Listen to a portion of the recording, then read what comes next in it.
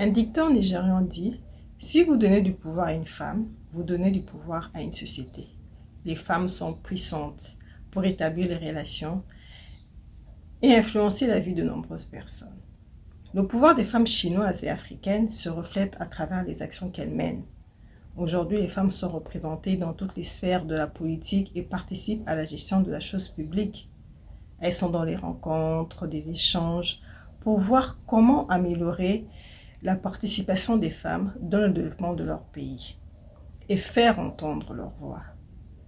Le travail abattu à travers le FOCAC, la rencontre de Première Dame d'Afrique, sont là des exemples qui démontrent la volonté des femmes à aller de l'avant, à se positionner dans les structures décisionnelles de leurs pays respectifs. Les femmes s'investissent pleinement dans la coopération sino-africaine. À voir aujourd'hui les femmes chinoises faire partie des équipes médicales qui viennent travailler en Afrique, dans les missions de maintien de la paix, les chantiers d'infrastructure, prouvent à suffisance le niveau de participation de la femme à cette coopération.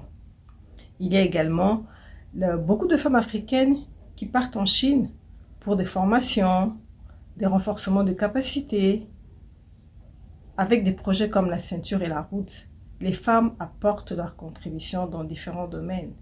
Et sur la ligne de chemin de fer Mombasa-Nairobi, par exemple, il y a des femmes conductrices de train.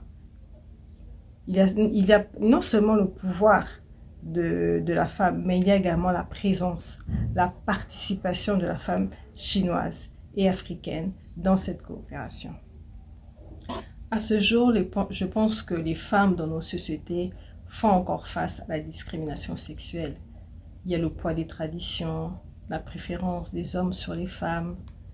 Il est vrai que les femmes occupent maintenant des postes dans la sphère politique et civile, comme par exemple au Libéria, où Ellen Johnson était aux commandes du pays, et d'autres pays comme le Mozambique, le Sénégal, Sao Tomé et Principe ont eu ou ont encore des femmes à la tête du pouvoir législatif ou exécutif.